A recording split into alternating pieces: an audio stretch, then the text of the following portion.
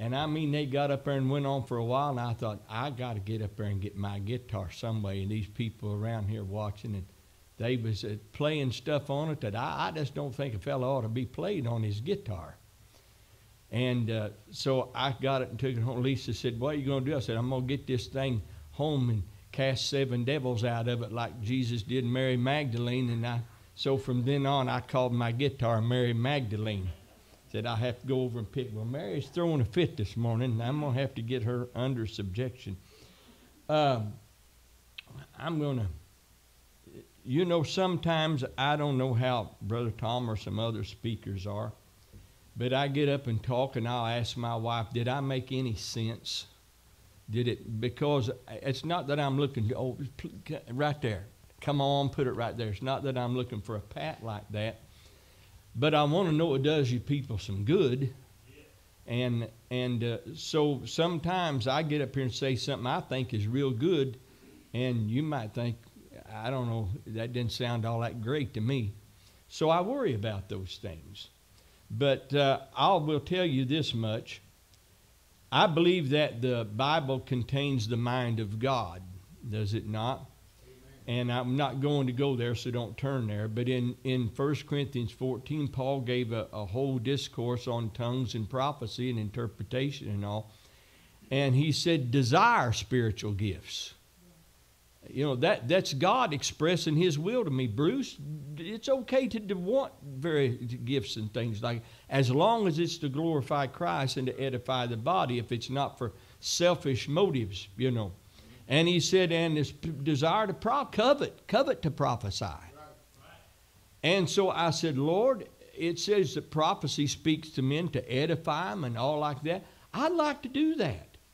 Oh, God, I'd like to prophesy more than anything. Well, I prayed that and got real earnest and sincere about that. But you better know that some responsibility comes with that. And so I was in a meeting down in Tennessee, and a guy called my family up there, and he said a bunch of stuff over to me, and he said, the Lord's put a spirit on you, a prophetic to prophesy. He said, start right now and start prophesying to everything. Well, I just went home and started doing that. I want to go over and prophesy to the piano and everything else. Little dog come wagging his tail. Come here, little fella, I got a word for you, And anyway, I done that, and there was people that come up to me and said everything. I remember one young lady that I began praying for her strength and all, and automatically in my mind I had a picture of a man sitting in a recliner reared back, and I think that's her husband, but he drank a lot, had a lot, and it caused her, and I addressed that situation and talked about it. Afterwards, she come up and said, that was the truth, everything you said. And several would come up and say, that spoke right to me. That addressed my situation and what I was going through. Well, what that done was every time I done that, that put another log on the fire. And Lord, let me back. I'm fixing to go prophesy to the president. Well, a young man and a young lady come, well, they wasn't young, but they were a little younger than me. And they come up. Said, we're here, we've listened to your radio broadcasts all the time, we want you to pray for us. Well, I began praying, and in my mind's eye, I saw him living with his mother and living with the mother with him, and the wife saying, will we ever get our house? And so I come out, and the Lord says, I'm going to give you a new home. I'll give the wife her desire, and she'll, Well, he come back that next night and said, there wasn't any of that stuff you said right. Well, guess what I done? I said, something? I ain't never going to do this no more. Because it's embarrassing. Now, I don't know if he was just hiding it because his wife sat there like this, or if I just missed it totally. And it was with good intent. But when we was up in the other building, Brother Tom's up there, and Lizzie sat right about over where your daughter's sitting at right now, right about there. And I looked upon her, and something come over me, and all of a sudden, it hit. And I said, I need to call Lizzie up here. And you know something? I said, I might say something wrong, because you don't premeditate it. You just begin praying, and whatever comes out of your spirit and out of your mind is it, and you speak, and that's risky. You see, there's a danger in prophesying like that. We can take 10 sick people and line them up across here, all of them with ailments, visible sicknesses. And we can pray for all 9 and those 9 not get healed. And you pray for the last one and they get healed, and boy, you're doing great. Now you can line 10 people up over here, and you can come down 1, 2, 3, 4, right down to 9 and give them a precise word. And that's all great. But if you miss it on number 10, oops, didn't any of it do no good. You see what I'm talking about? So I was afraid, and I said, I just suppressed it. One day I know I torment Debbie a lot, and she likes that. Don't let her fool you a minute. She goes to church. Oh, Bruce is there today, so he'll aggravate me, and I can aggravate him, smart mouth off to him. But I was standing back there and I looked and I saw some things, and I said, I need to prophesy to Debbie. And I told Steve, he said, well, she's going out and getting the car. You want me to stop her? I no, let it go. Now, folks, I don't know if I done wrong like that or not, but I'll tell you what come to me afterwards, and I'm very ashamed of myself. But afterwards, the story where Jesus said a man gave a certain amount of money to this and that one and this, and they went and they made money, and he come back there. Well, this talents, which was a sum of money, said, you gave me 5, I made 5 more, here's 10. Well, that's good. And the other, he come down to this one, he gave 1 talent to. He said, what'd you do? He said, I hid it in the earth, here it is. What did you do? And you know what was the first words out of his mouth? I was afraid.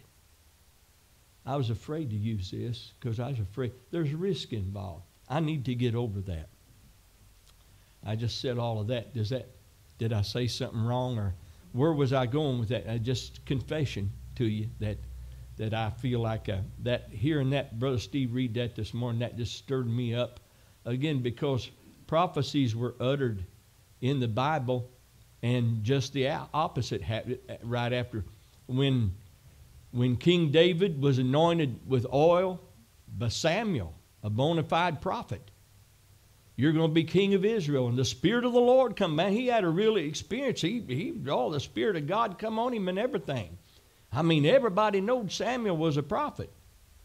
But then, did David head off to the king? Well, Saul called him to play the harp for him. Boy, I'm on my way.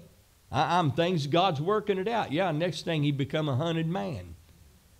Before long he was down Ziklag and everything. Years went by hiding in caves. There he was down in the cave, and his subject there, imagine the devil mocking. You really look like a king. Look at you. This is your castle, a cave full of bats. And a bunch of these people out here, nothing but losers in society. And this is your army? Wow, king. A lot of times when you receive a prophecy like that, just the opposite it falls to the ground and it dies. And then it has to have time for it to sprout and come into fruition. Boy, I'm preaching to myself this morning. That's a good message for Brother Bruce. I have something that I want to share, and it involves a lot of reading, a lot of verses, and it may not be astounding or anything like that, but I thought it would be good to share, and so I wanted to share it with you. Over in Daniel chapter 12, and we're going to be reading several passages of Scripture, and I hope that's all right. If it's not all right, say, oh me. Daniel chapter 12. Now, we talk about the gospel being good news, right? Well, this doesn't sound too good. It says, and at that time shall Michael stand up, the great prince which standeth for the children of thy people. Now, this don't sound real good. And there shall be a time of trouble. How many likes trouble? I don't like it. Such as never was since there was a nation, even to that same time. And at that time, now here's the good thing about it. This time of trouble that's coming, at that time thy people shall be delivered, every one that shall be found written in the book. There's a time of horrendous trouble such as this planet has never seen on its way. Boy, that's bad. But thy people that's found written in the book, they'll be delivered. So keep that thought in mind. And many of them that sleep in the dust of the earth shall awake, some to everlasting life, some to shame and everlasting contempt. Let's shift right on over to the book of John, chapter 5. Now, this is just a little thought. It's not earth-shaking, but I'm going to share it with you. Look at chapter 5, verse 28. Marvel not at this,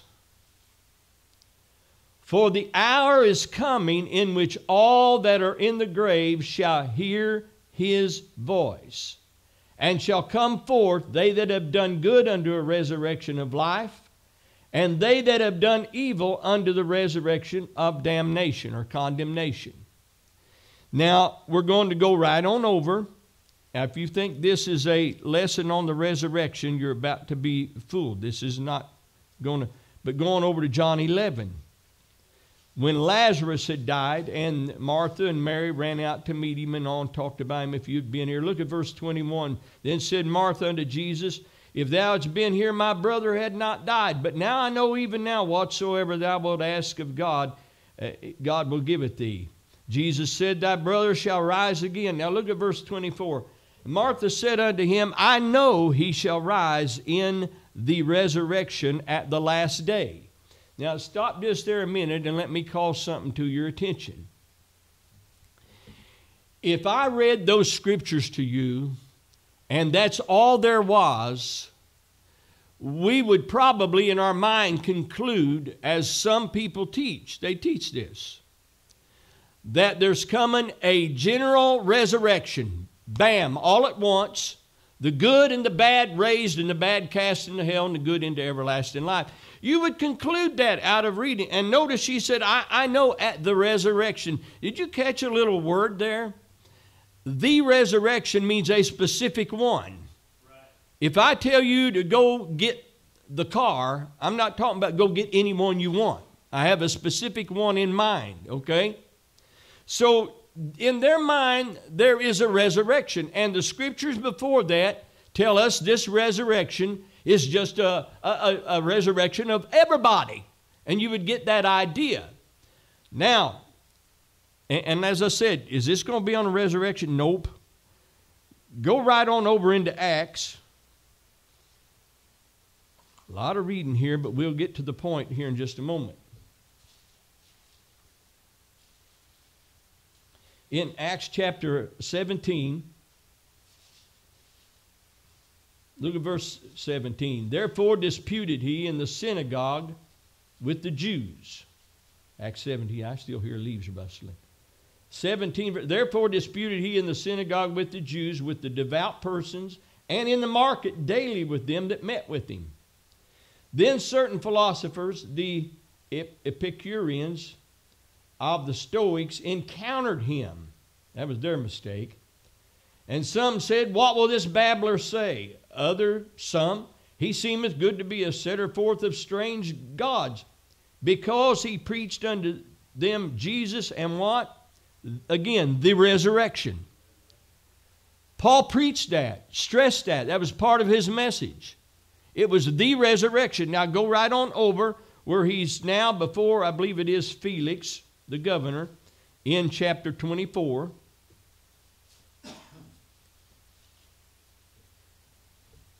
Now this may not be earth-shaking to you, but it proves something to me. In 24, and look at verse 14. But this I confess unto thee, that after the way which they call heresy, so worship I the God of my fathers, believe in all things which are written in the law and in the prophets, and have hope toward God, which they themselves also allow, that there shall be what? A singular resurrection of the dead, both of the just and the unjust. Now, if a person, this was all the scriptures you had on this, you would look forward to a resurrection where everybody was resurrected. Now, I'm using this to make a point on something else we're going to here in just a moment. So if that's all we got, we're looking forward to one day when everybody in Adam's race is going to be resurrected, judged at once, and bam, and that's it. And there's people that teach that. And I'm not going to call them devils or nothing like that. That's just the way they see that. However, you know, all of a sudden, just when things are going good and everything is simple, the book of Revelation comes along and throws a cog in the wheel. Look at Revelation chapter 20. I told you we was going to read a lot. Look at verse 1. We all know this, but let's read it anyway. I saw an angel come down from heaven, having the key of the bottomless pit. Lets me know there is such a thing called the bottomless pit, and a great chain in his hand. And he laid hold on the dragon, that old serpent, which is the devil and Satan, and bound him 1,000 years. Before I read on, I want to tell you, there's three major views on this subject of the millennium. There is what is called amillennialism, which means no millennial. They believe it's just, this is all symbolic talk, and we're in the millennial right now, and someday Jesus is going to come. There's just going to be a resurrection of everybody. That's the teaching. I've read books. I had all them books. I gave my books away last year. But what do I want with them things? I've read them and studied them, and I've come to a conclusion on them. Now, there's another teaching that teaches postmillennialism, which teaches this is a period of time that actually they have read in their material that this binding was Jesus. He come down and bound Satan at Calvary, and that he's bound right now, and that the gospel is going to go forth and convert the world. And when it gets to be where just there's glory on every hand, then Jesus will come back, one resurrection, everybody resurrected, and that's it. If the devil's bound up right now, I hate to see him get on a tear, wouldn't you? Yes, sir. Now, it says there, because in verse 3, it says, he cast him into the bottomless pit, shut him up, and set a seal on him, that he should deceive the nations no more. Boy, he ain't got them duped, does he? They all got their eyes wide open. Just look at these brainiacs in our government some morning.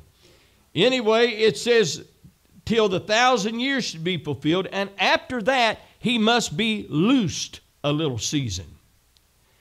And this is the third view, which is what I am. It's premillennial. This is a time when this is literally going to happen. Jesus is going to come, and the devil is going to be shut up, and he's going to rule the nations the way it ought to be run.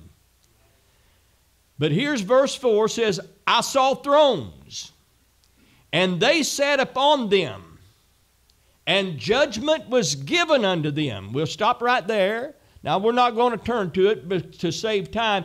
But do you know the church of Thyatira, that Jesus made a promise to the overcomers? Does anybody know what that promise was without looking?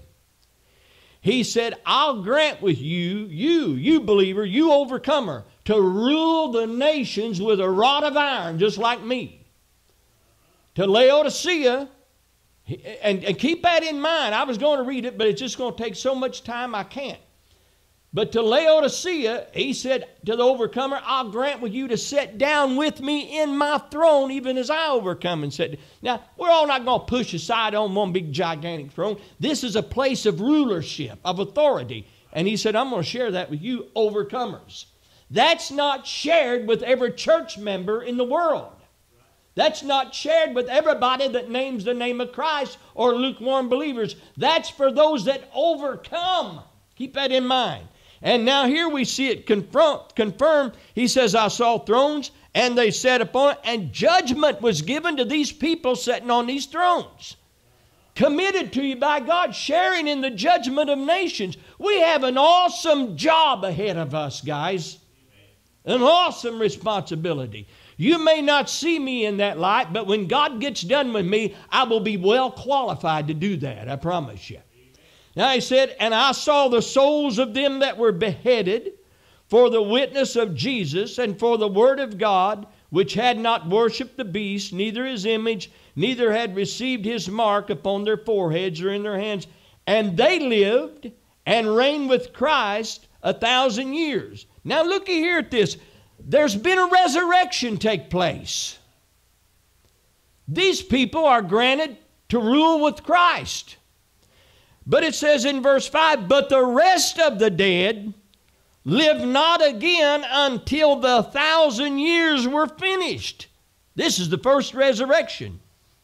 Blessed and holy is he that hath part in the first resurrection. Second death hath no power over him. Now, my point is, which is very simple.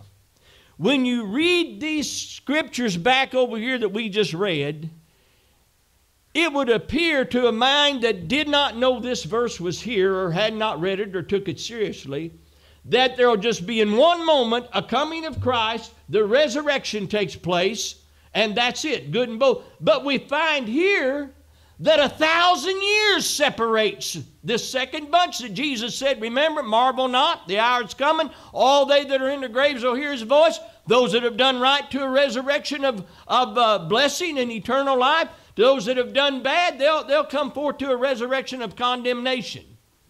But they don't happen at the same time. They happen 1,000 years apart here. Now, my point is this. Maybe it doesn't pertain to the resurrection so much.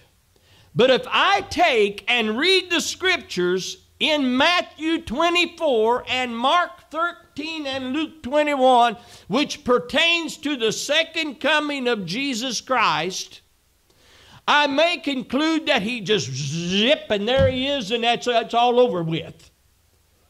I may not see, you see, people have told me, Bruce, if people believe the rapture and all like you do, then you believe in two comings of Jesus Christ. I got to ask you, do we believe in one resurrection? And not only that, I forgot to call your attention to the fact that when Jesus rose from the dead, the Bible said a bunch of old saints and prophets rose with him. What happened to them? Did they die again? I kind of doubt that. First fruits. What I'm saying is, folks, there can be many events transpire that make up one event. Do you see what I'm saying? Now, to me, that's an awesome, amazing discovery. I thought, wow, that's so good, I'm going to share it. So I hope it does something to you what it does to me. Because the second coming of Jesus is just not we're sitting here and boom and bang, the earth is ended and we're gone and he throws everybody in hell, that's it. There are things that have to transpire that constitute or make up his second coming, much like his first coming.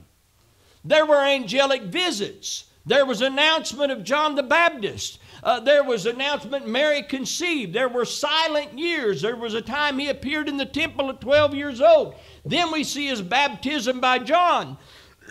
We see the scene back there when he was born in the manger. We see the baptism of John. We see his ministry, his persecution, his death, all of that stuff, his resurrection and his ascension. Many events transpired, but they all make up the first coming of Jesus. Is that all right, or am I plumb out of the water here? So what I'm saying is, if the Bible can speak generally in one place about a general singular resurrection, but then when it comes down to happening, there's 1,000 years apart, perhaps it's not such a far-fetched thing to believe that Jesus Christ is going to come and catch his elect away, and that doesn't constitute one coming. That may constitute one phase of his coming.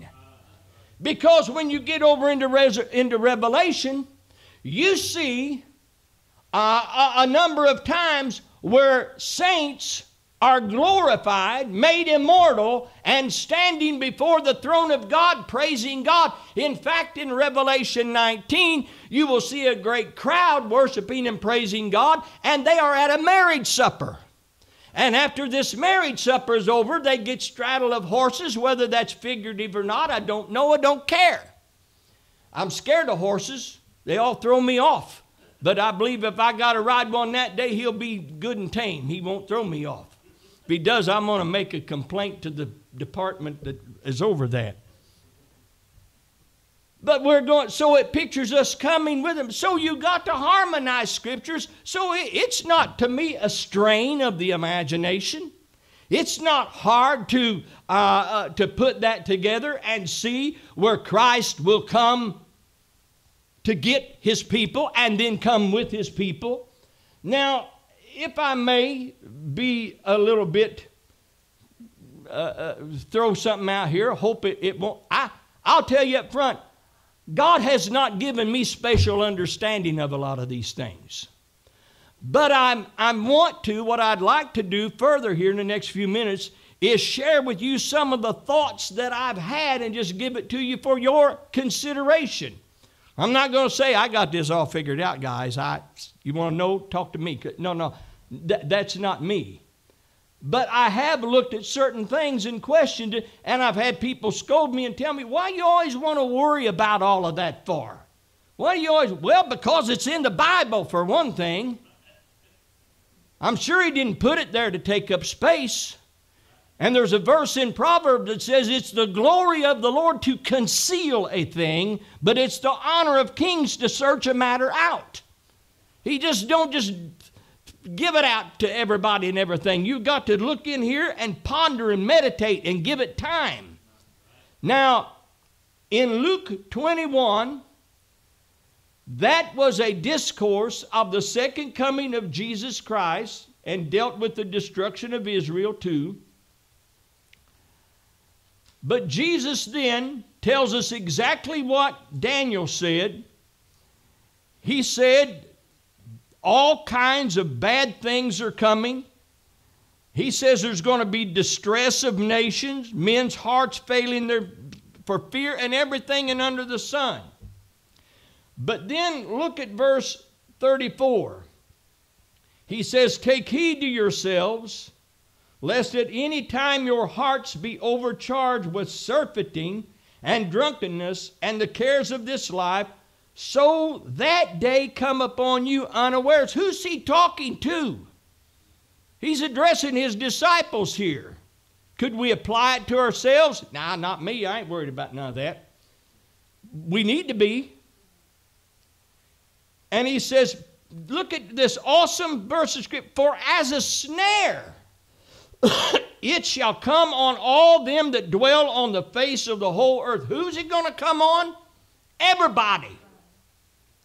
In one instant of time, I honestly believe it's possible for some of us sitting here to see. In fact, I look for it any day. With all the turmoil that I see, all the insanity that I see, all the junk going on in the political realm, it's beyond just the politicians arguing like they always have.